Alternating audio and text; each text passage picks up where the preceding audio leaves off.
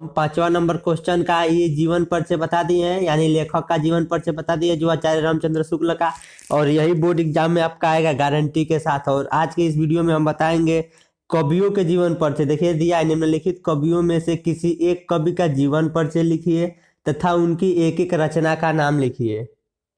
क्या लिखना है? कवियों का नाम और उनके रचना का नाम। इस पे 3 नंबर मिलेगा। तो इसमें हम 3 जीवन परिचय बताएंगे दोस्तों, और तीनों में से कोई एक गारंटी पूछेगा। देखिए इनमें 3 जीवन परिचय दे दिया है, सूरदास, सुभद्रा कुमारी चौहान और मक्खन लाल चतुर्वेदी। तो इसमें किसी एक कवि का लिखना है। क्या दोस्तों? किसी एक कवि। 3 दिया है, 3 में से किसी एक कवि का जीवन परिचय हम लोग को लिखना है। आज का हम इस वीडियो में बताएंगे सूरदास जी का जीवन परिचय। देखिए दोस्तों यह इतना बड़ा है ना दोस्तों, तो हम लोग इतना बड़ा आप लोग से याद नहीं होता, तो इसको आसान भाषा में हम नोट्स लिख कर बताए हैं। तो इसमें बताएंगे तुलसीदास का, बहुत ही आसान भाषा में, बहुत कम करके, या और जो इतना कम करके लिखे अगर उतना भी लिखेंगे तो ही 3 नंबर मिल जाएगा। तो तुलसीदास, बिहारी लाल का और सूरदास का जीवन परिचय बताएंगे। और यह तीनों में से देखिए दोस्तों यह हर बार पूछा है। यह भी देखिए तुलसीदास जी का भी देखिए 17, 18, 19, 20 यहाँ से पूछा है। फिर बिहारी लाल जी का भी 16 से स्टार्ट किया, 16, 17, 18, 19, 20, यानी यह तीनों बहुत ज्यादा पूछा है, हर बार लगभग पूछता ही है। तो यह तीनों आपको बताएंगे बहुत ही आसान तरीके से, कॉपी में लिख कर ऐसे। तो चलिए हम स्टार्ट करते हैं। सबसे पहले हम बताएंगे तुलसीदास जी का जीवन परिचय, तब बताएंगे बिहारी लाल का जीवन परिचय, फिर बताएंगे सूरदास जी का जीवन परिचय। आज तक कुछ भी नहीं पढ़ा है और हिंदी पढ़ने आता है तो कक्षा 10 की सभी विषय की तैयारी हमारे चैनल पर कर। सबसे पहले जीवन परिचय में हम बताएंगे तुलसीदास जी का जीवन परिचय। सबसे पहले यह बताएंगे तुलसीदास का जीवन परिचय, उसके बाद बाकी सब जीवन परिचय हम बताएंगे। तो देखिए गोस्वामी तुलसीदास जी का जन्म सन 1532 ईस्वी में कब हुआ था दोस्तों? 1532 ईस्वी में बाधा जिले के, एक बाधा जिला है, उस जिले के राजापुर ग्राम में हुआ था। इनके पिता का नाम आत्माराम दुबे था और इनके माता का नाम हुलसी था। यानी तुलसीदास के पिता का नाम आत्माराम दुबे था और उनके का नाम हुलसी था। इनका बचपन अनेक आपदाओं के बीच व्यतीत हुआ, अर्थात इनके बचपन में बहुत दुख था। ठीक। तुलसीदास जी का विवाह सुंदर कन्या रत्नावली से हो गया, यानी जो तुलसीदास है उनका विवाह एक सुंदर कन्या रत्नावली से हुआ था। वे अपने रूपवती पत्नी से बहुत प्रेम करते थे।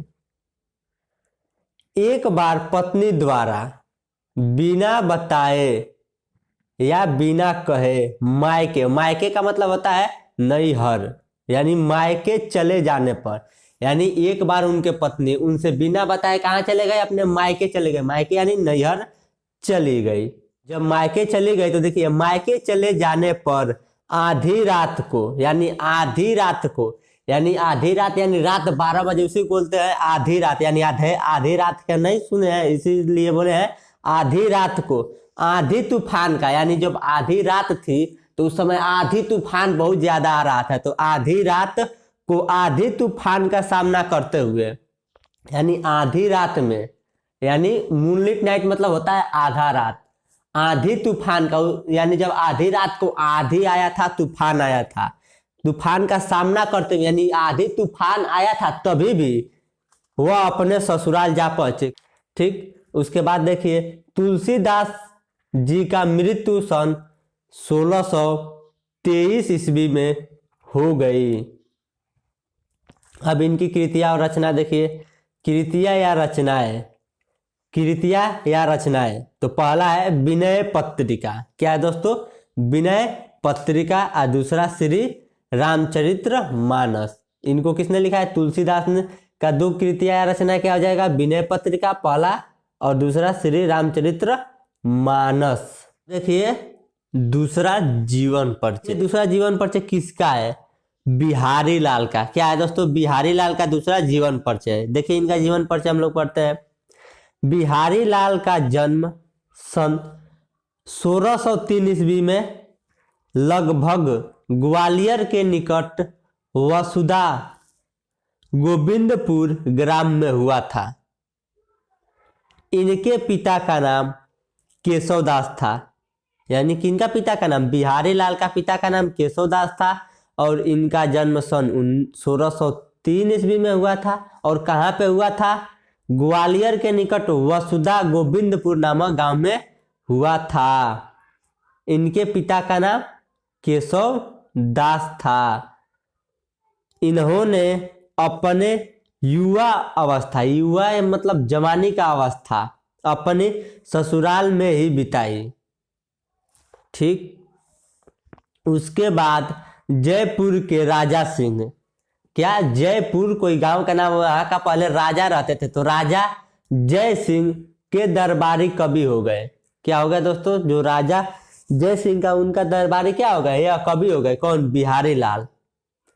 राजा जय सिंह अपनी नवविवाहित पत्नी, यानी उनका नया नया ब्याह हुआ था, तो वही लिखा गया है, अपनी नवविवाहित पत्नी के प्रेम में फंसकर राज्य कार्य को चौपट कर बैठे। यानी वो अपनी जो पत्नी नया नया शादी हुई थी, तो उनके प्रेम में फंसकर अपना पूरा राज्यपाट को चौपट कर बैठे थे।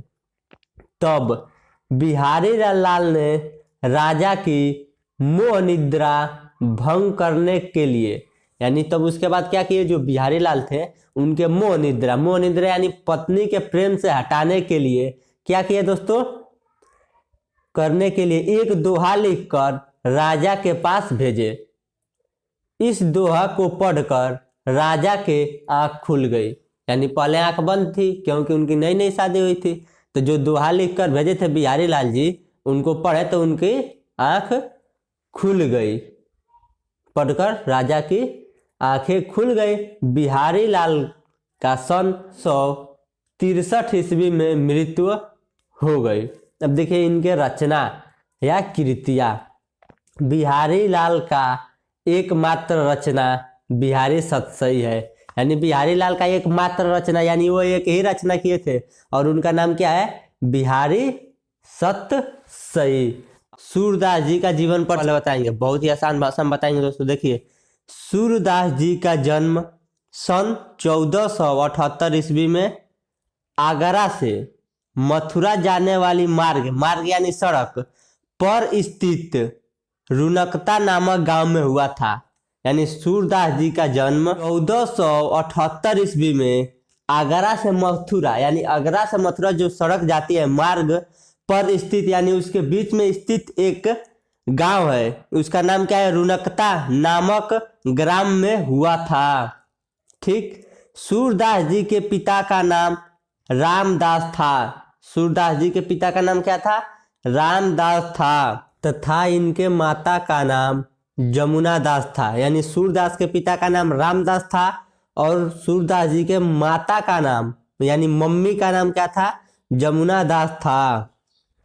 सूरदास जी जन्म से ही अंधे थे। यानी जो सूरदास जी थे वो जन्म से अंधे थे, उनको कुछ दिखाई नहीं देता था। इन्होंने स्वयं अपने को जन्मांध कहा है। यानी जो सूरदास जी हैं इनको कोई दूसरा इनको जन्मांध यानी अंधा नहीं कहा है, यह अपने आप से कहे हैं, यानी अपने कहे हैं खुद कि हम जन्म से अंधे थे, सूरदास जी बोले हैं। इसका मतलब यही हुआ।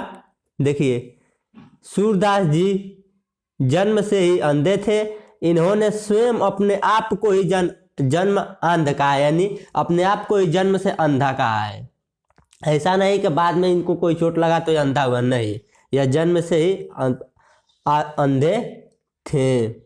ठीक। सूरदास जी की रुचि बचपन से ही भगवत भक्ति के गायन में थी। इनके गुरु का नाम, यानी इनके गुरु का नाम क्या था? श्री वल्लभाचार्य था। सूरदास जी के गुरु का नाम श्री वल्लभाचार्य था। सूरदास जी सर्वश्रेष्ठ कवि थे। अंत में सूरदास जी का मृत्यु परसौली नामक ग्राम में सन 1583 ईस्वी में हो गई। अब देखिए कृतियाँ या रचनाएं। पहला सुर सागर, दूसरा सिर सरावली, यानी दो कृतियाँ रचनाएं लिखना रहता है, तो पहला हो गया सुर सागर और दूसरा हो गया सुर सरावली। देखिए हमारा व्हाट्सअप नंबर आ रहा है, हमारे व्हाट्सअप नंबर पर संपर्क कर लीजिएगा कक्षा 10 की न्यू कोर्स की सभी विषय की तैयारी के लिए।